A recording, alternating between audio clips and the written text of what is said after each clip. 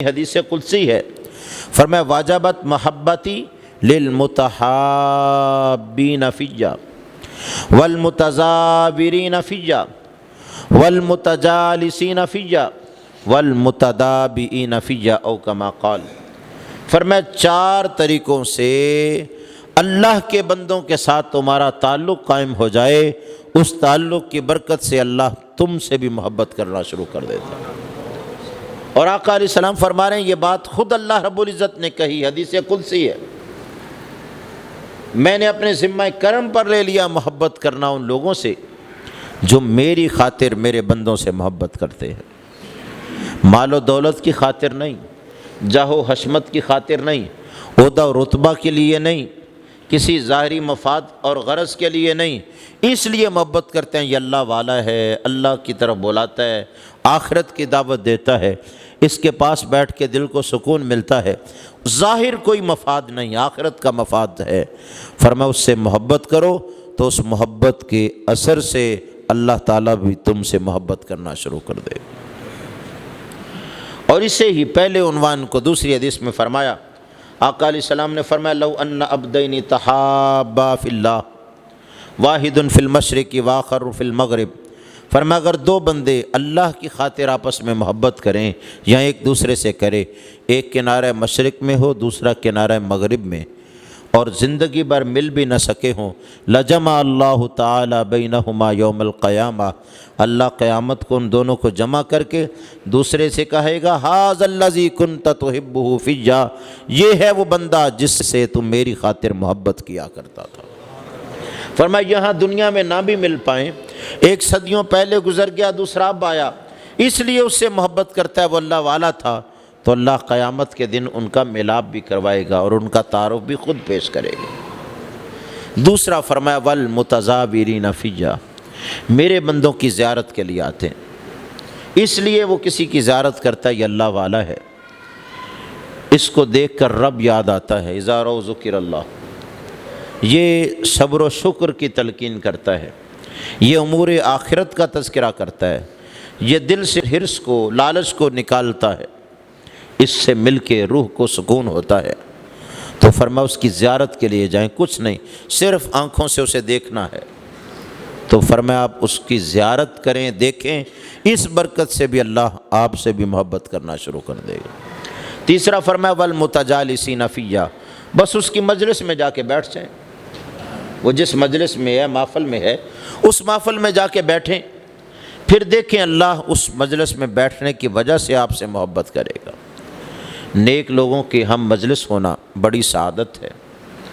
چند سال پہلے ہمارے اس معاشرے میں بھی ایک رواج تھا کہ گھر کے بڑے شخص، دادا جان، محلے کے بابا جی، بزرگ یا کوئی نیک آدمی ہوتا تو اس کے ارد گرد حلقے رہتے، اور خاص کر رات کے کھانے میں سب اہل خانہ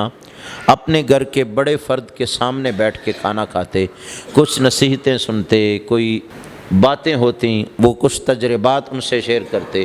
اور بڑی مفید اور زندگی تھی۔ اب بہت ساری باقی دوڑوں کے ساتھ ساتھ یہ 4 انچ کی سکرین نے لوگوں کو اس سے محروم کر دیا۔ اب نئی نسل سب کچھ وہاں سے لیتی ہے، اسے نہیں پتہ ہمارے گھر کی تلقین اور تعلیم کیا تھی، ہمارے بڑے چھوٹوں پر کیسی شفقت کرتے تھے، اور آپس میں محبت، رشتہ داری، ناطے تعلق نبھانے اور ایک دوسرے کے احترام کی کتنی زیادہ تلقین کرتے تھے۔ وہ سمجھاتے تھے بیٹا میں نے عمر کے 90 سال گزارے ہیں، تم تجربہ کر کے 2 سال ضائع نہ کرو، عمر بڑی مختصر ہوتی ہے، ہمارے تجربات سے فائدہ اٹھاؤ، ایسے نہیں ایسے کر لو، اس میں بہتری آئے گی، میں نے تجربات کیے ہوئے۔ کتنا فائدہ تھا، آج بھی کوشش کریں کچھ لمحہ کسی ایسے بڑے شخص کے پاس زندگی میں ضرور گزارا کریں، ان کی مجلس میں بیٹھیں کہ اس میں بڑے فوائد ہیں، اور خاص کر وہ جو اللہ کی طرف بلائے۔ اس مجلس کا فائدہ دوسری حدیث میں آقا علیہ السلام نے یوں بھی بیان فرمایا، فرمایا فرشتے راستوں کا یطوفون فی الطریق، چکر لگاتے رہتے ہیں اور کچھ مجلسیں تلاش کرتے ہیں جہاں اللہ کا نام لیا جا رہا ہو، امور آخرت ہوں، قرآن کی بات ہو رہی ہو، حدیث کی بات ہو رہی ہو۔ فرمایا اس پوری مجلس پر، پورے اجتماع پر فرشتے پروں سے سائبان بنا کے وہیں ٹھہرے رہتے ہیں۔ جب تک وہ مجلس و محفل چلتی رہے، وہ 10 منٹ ہو، وہ گھنٹہ ہو، 10 گھنٹے ہو، فرشتے وہیں رہتے ہیں، انہیں دیکھتے رہتے ہیں، ان سے محبت کرتے ہیں، ان کی باتیں سنتے ہیں، خوش ہوتے ہیں، دیکھو یہ اللہ کے بندے کس کام میں لگے ہوئے ہیں۔ جب مجلس ختم ہو جائے، فرشتے رب کے پاس واپس جاتے ہیں۔ آقا علیہ السلام نے فرمایا رب ان سے پوچھتا ہے کہاں تھے، حالانکہ وہ سب کچھ جانتا ہے۔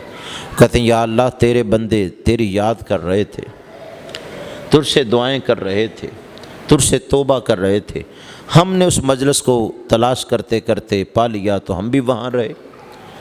اب جب وہ فارغ ہوئے تو ہم واپس پلٹے۔ رب کہتا ہے فرشتوں گواہ رہنا، قد غفرت لہم، میں نے ان سب بندوں کی بخشش و مغفرت فرما دی۔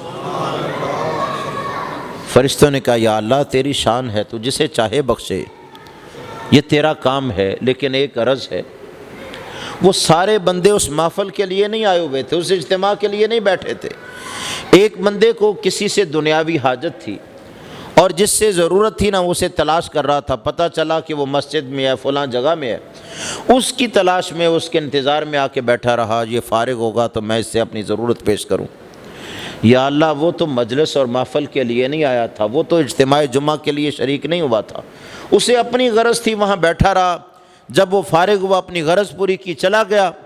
اس کے بارے میں کیا حکم ہے؟ رب کہتا ہے لا یشقی لہم جلیسہم، اے فرشتوں گواہ ہو جاؤ ان کی مجلس میں بیٹھنے والا بھی بدبخت نہیں رہتا، مقصد چاہے اور تھا، بیٹھا ان کے پاس تھا، اس لیے میں نے اس کی بھی بخشش و مغفرت فرما دی۔ نیک لوگوں کی مجلس ان کے پاس بیٹھنا یہ انسان سے غرور و تکبر کو مٹاتا ہے، یہ انسان کو انسانیت سکھاتا ہے، اور اس دنیا میں مادیت پرستی میں پھنسے ہونے کے باوجود اس کی روح کی تسکین کا ساما ہوتا ہے، اور وہ اسے سمجھاتا ہے بیٹا یہ مال و دولت ہی سب کچھ نہیں ہے، زندگی اونلی فار دا فنانس ہی نہیں ہے، اپنے مقصد کو پہچانو، رب نے تمہیں بھیجا کس لیے ہے، اس سے غفلت اختیار نہ کرو، اس سے دوری اختیار نہ کرو۔ فرمایا ان کی مجلس کے بڑے فوائد ہیں، ہم ایسی مجلسوں کو کوئی کام نہیں، کچھ بھی نہیں، بس جا کے بیٹھ جائیں صرف ان کے پاس، اس نیت سے یہ اللہ والا ہے، پھر دیکھیے برکتیں کتنی ملتی ہیں۔ چوتھی چیز فرمایا والمتبازلین فیہا، فرمایا میری خاطر کسی بندے کی خدمت بجا لاتے ہیں، اس کا ادب کرتے ہیں، اس کا احترام کرتے ہیں، اس سے عقیدت رکھتے ہیں، اس لیے اس کی خدمت کر رہے ہیں، یہ اللہ والا ہے۔ فرمایا تم اس کی خدمت کر رہے ہو، اللہ اس کی برکت سے تم سے بھی محبت کرنا شروع کر دے۔